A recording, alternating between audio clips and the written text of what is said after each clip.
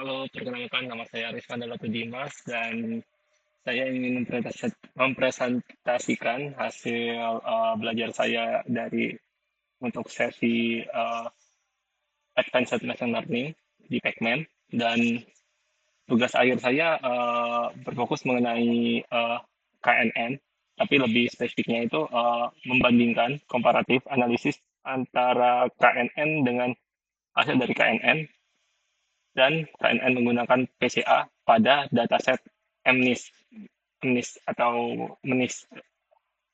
Oke, next.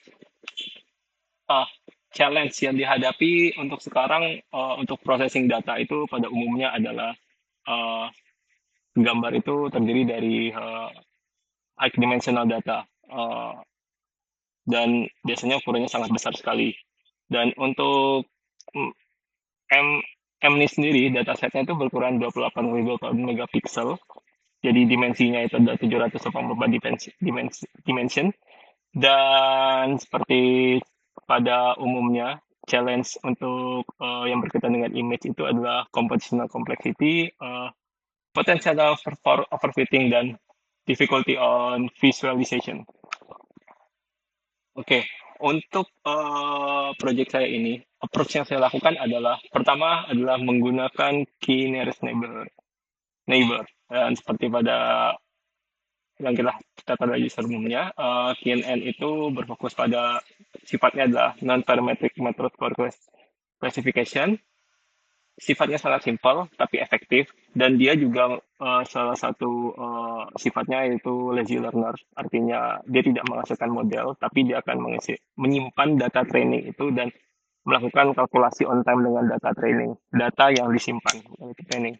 Next adalah PCA atau Principal Component Analysis.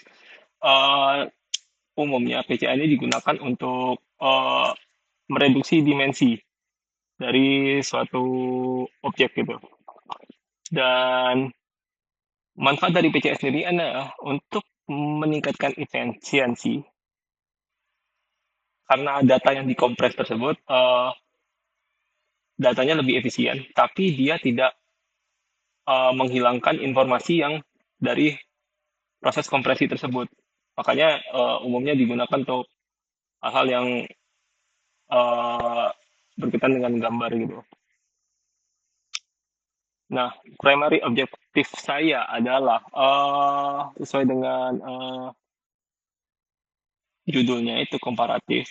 Pertama adalah komparatif antara KNN dengan KNN menggunakan PCA. Jadi yang pertama adalah implementasi KNN dan mengevaluasi datanya KNN dengan data MNIST, dataset MNIST. Kemudian yang berikutnya adalah saya mengimplementasi PCA dan apply data dari dataset MNIST tersebut ke PCA tersebut dan hasil dari PCA tersebut saya apply ke KNN. Dan saya melakukan comparison antara keduanya. Yang difokuskan di sini adalah tingkat akurasi, computational efficiency. Computational efficiency ini dalam satuannya kayak waktu prediksinya gitu, apakah cepat atau lebih lambat gitu. Terus information retention. Information retention ini apakah dia tingkat aku apa uh, sama gitu informasi yang masih masih sama gitu informasi yang dihasilkan gitu setelah PCA ataupun sebelum PCA. Oke, untuk setupnya sendiri adalah dataset yang digunakan adalah dataset MNIST yang digunakan saya menggunakan data MNIST yang dari websitenya Yandechen, jadi tidak menggunakan library. Data itu terdiri dari 70.000 grayscale image, unwritten digit dari 0 sampai 9. Kalau dari datasetnya sendiri itu awalnya adalah 60.000 data training dan 10.000 data test. Tapi karena keterbatasan komputasi, saya hanya mengambil 10.000 training dataset untuk training image dan 1.000 untuk test image. Dan image-nya adalah 28 pixel. Proses yang saya lakukan adalah pre-processing-nya saya melakukan normalization dengan membagikannya dengan 255 karena sehingga scale-nya dari 0 ke 1, bukan 0 ke 255. Terus flattening image. Jadi karena sifatnya 3D array, jadi 6000,28,28 saya flattening jadi 60,784 gitu. Nextnya adalah k-nearest neighbor. Eh, Prinsip dari k-nearest neighbor sendiri adalah calculate distance dengan semua training point. Selanjutnya adalah memilih k-nearest neighbor yang bagus dari tersebut dan assign class label dari majority vote. Untuk KNN sendiri umumnya ada 3 metode yang digunakan, yaitu Euclid untuk menghitung distance-nya antar nearest neighbor, itu menggunakan Euclidean, Manhattan, dan Minkowski. Untuk project yang saya gunakan ini saya menggunakan Euclidean. Alasannya adalah pertama untuk lebih terfokus saja hasil penelitiannya dan proyeknya, dan Euclidean lebih umum digunakan. Selanjutnya adalah principal component analysis. Ini adalah sebuah teknik untuk mengurangi dimensi. Stepnya adalah pertama memusatkan data, centering data. Selanjutnya adalah menghitung covariance metrik dari data tersebut. Selanjutnya menghitung eigenvector dan eigenvalue dari data tersebut. Selanjutnya memilih top K dari eigenvector yang dihasilkan. Selanjutnya project data ke K-dimensional space. Oke, untuk setup-nya sendiri, KNN parameter yang saya gunakan ada hanya 3, yaitu KNN K dengan 3, 5, 7, dan PCA komponen terdiri dari 3 juga, yaitu 10, 200, dan 500.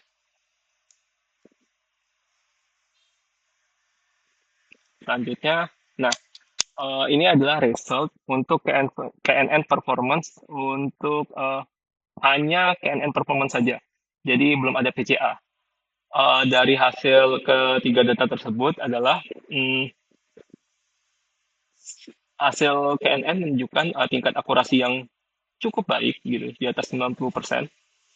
Dan dari ketiga key value ini semuanya memiliki hampir sama, itu sangat tidak signifikan perbedaannya, baik dari precision, recall, F1 score, dan prediction time juga tidak signifikan. Sangat sedikit sekali perbedaan.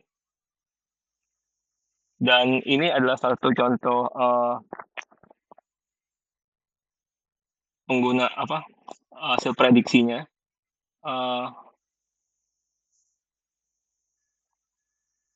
Di angka 7 dia berhasil memprediksi angka 7, K2 dia memprediksi berhasil angka 2, memprediksi 1, 0, 4, dan semuanya berhasil diprediksi dengan baik untuk beberapa angkanya. Dan selanjutnya, ini adalah implementasi KNN dengan PCA. K yang saya pilih untuk ini, saya hanya menggunakan K sama dengan 5, tidak. Dan untuk N komponennya saya pilih 10, 200, dan 500 komponen. Dari hasil ketiga ini, yang mempunyai base overall adalah dengan PCA komponen 200. Artinya, data yang awalnya tadi berbentuk 784 dimensi, yaitu 28 pixel kali 28 pixel, direduksi menjadi 200 komponen, 200 dimensi saja. Dan tingkat akurasinya ternyata naik ke 0,93. Dan prediction time-nya juga yang menjadi signifikan adalah perbedaan prediction time. Jika pada KNN, prediction time-nya adalah di antara rentang 31 second. Sedangkan untuk KNN dengan PCA, terjadi penurunan hingga 15%. Dari yang paling signifikan penurunannya adalah di PCA komponen dengan 10, tetapi akurasinya sangat berkurang, tapi prediksinya baik. Angka 200, akurasinya meningkat dibanding KNN saja. Prediction time-nya menurun, dan PCA komponen dengan 500, akurasinya tidak lebih baik dari yang 200, namun prediction time-nya juga meningkat. Oke, kita lanjut. Nah, ini adalah beberapa contoh hasil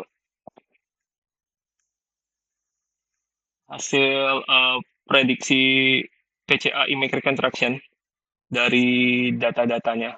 Untuk ini, untuk 6 dengan N komponen 10, yang atas ini menunjukkan